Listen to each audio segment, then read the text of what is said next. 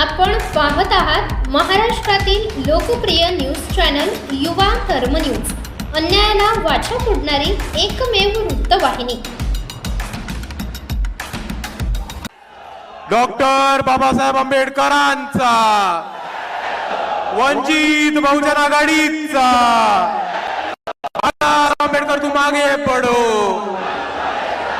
जय जय जय जय जय भीम, जय जय जय जय जय भीम। समतेचे विचार रुजवणाऱ्या सर्व महामानवांना त्रिवार अभिवादन करतो। मंचावरती उपस्थित सर्व मान्यवर, तसेच इथे उपस्थित माझ्या माता भगिनी, वडीलधारी मंडळी, या चळवळीतले साथीदार आणि तसेच भारताचे संविधान मानणारे या देशातल्या प्रत्येक नागरिकाला माझा जय जिजाऊ, जय शिवराय, जय ज्योती, जय क्रांती, जय लहूजी, जय मल्हार, अस्सलाम वालेकुम आणि जय भीम।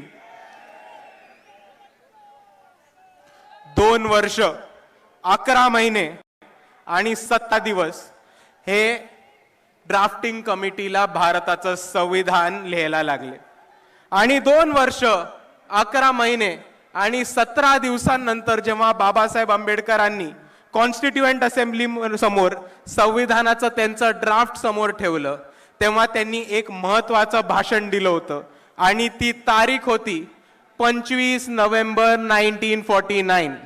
आणि म्हणून 25 नोव्हेंबर रोजी ज्या विचारांनी, ज्या विचारांनी आणि ज्या विचारधारेने साहेबांनी संविधान लिहिलं होतं, त्या विचारांना, त्या विजनला आणि त्या विचारधारेला वाचवून ठेवण्यासाठी आणि त्याचा सन्मान करण्यासाठी वंचित बहुजन आघाडी 25 नोव्हेंबर रोजी शिवाजी पार्क वरती संविधान सन्मान महासभा घेत आहे। आणि मी आपल्या सर्वांना एवढं सांगतो की ह्याच्या पुढच्या प्रत्येक वर्षी वंचित बहुजन आघाडी 25 नोव्हेंबर रोजी शिवाजी पार्कला इतक्याच मोठ्या गर्दीने, इतक्याच मोठ्या ताकदीने, इतक्याच मोठ्या संख्येने दरवर्षी संविधान महासभा घेत राहील आणि आपल्या सर्वांना यायला भाग आहे। आणि हेच बोलत असताना बाबासाहेबांनी त्या भाषणामध्ये त्यांचे विजन मांडली होती, विचार मांडले होते आणि तशीच एक काळजी आणि पोटतिडकी मांडली होती। आणि बाबासाहेब म्हटले होते, it is certain that if parties place creed over country, our independence will be in jeopardy for a second time and it will be lost probably forever. We must be determined to defend our independence with our last drop of blood.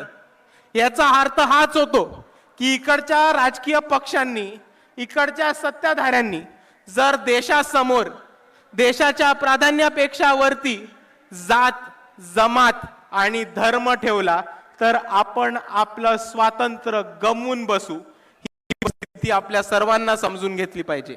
आणि त्याच वाक्यामध्ये बाबासाहेब हे सुद्धा म्हणतात की आपली जबाबदारी आहे, ही आपल्या सर्वांची रिस्पॉन्सिबिलिटी आहे की संविधान वाचवणं आणि देशाचं स्वातंत्र्य आणि देशांचे इंटरेस्ट हे जातीच्या, धर्माच्या आणि जमातीच्या पुढे ठेवणं। पण आता देशात काय चालू आहे हे आपल्या सर्वांना समजून घेणं गरजेचं आहे मित्रांनो। दुसऱ्या बाजूला इथे उभं राहून बोलतो, त्यांच्या घरासमोर उभं राहून बोलतो की जेव्हा या मनसेनी मस्जिदीवरचे भोंगे काढायचा प्रयत्न केला होता, तेव्हा मनसेच्या भोंग्यामधली हवा काढायचं काम हे वंचित बहुजन आघाडीने केलं होतं।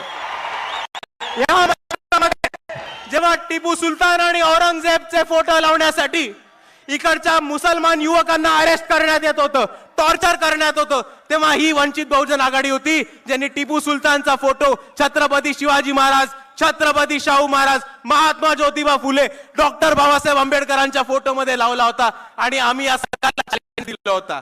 दुसऱ्या बाजूला हेच ते बाळासाहेब आंबेडकर होते जे औरंगजेबच्या मजारीवरती गेले होते आणि या व्यवस्थेला, RSS ला आणि BJP ला चॅलेंज दिला होता की इकडचे मुस्लिम पोरं तर फक्त स्टेटस ठेवतात, आमच्या स्टेजवरती टिपू सुलतानचा फोटो आहे, बाळासाहेब औरंगजेबच्या मजारीवरती गेलेत, तुमच्यामध्ये हिम्मत असेल तर आमच्या विरुद्ध ऍक्शन घेऊन दाखवा।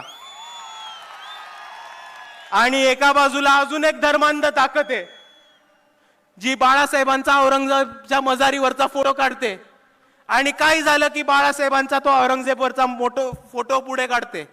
या कट्टर हिंदुत्ववादी लोकांना, या धर्मांध लोकांना मला एकच गोष्ट आठवण करून द्यायची आहे की तो कोरोना काळ आठवा, जेव्हा या महाराष्ट्रामधली आर्थिक परिस्थिती ढासळली होती आणि या महाराष्ट्रामधले सगळे मंदिरं बंद पडली होती.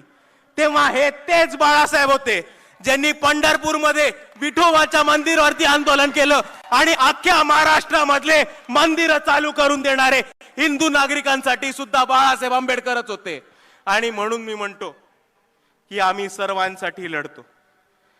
कोथरूड पुणे केस आपल्याला माहिती असेल, सोमनाथ सूर्यवंशींबद्दल काय झालं आपल्या सर्वांना माहिती असेल. पण पोलिसांना धारेवरती धरून, काळा कोर्ट स्वतः चढवून, कोर्टामध्ये जाऊन कोथरूड मधल्या त्या 3 मुलींना आणि सोमनाथ सूर्यवंशींना जर कोणी न्याय मिळवून दिला असेल तर ते फक्त बाळासाहेब आंबेडकर आणि वंचित बहुजन आघाडी होती. आणि म्हणून मित्रांनो मी एवढंच सांगतो की आम्ही लढणारी लोक आहोत, मार खाणारी नाही मारणारी लोक आहोत आणि याच्या पुढेही लढत राहू. आम्हाला साथ हवी आहे तर फक्त तुमच्या सर्वांची. एवढं म्हणून मी माझे 2 शब्द थांबवतो. आपल्या सर्वांना माझा मानाचा जय भीम, जय श्रीराम.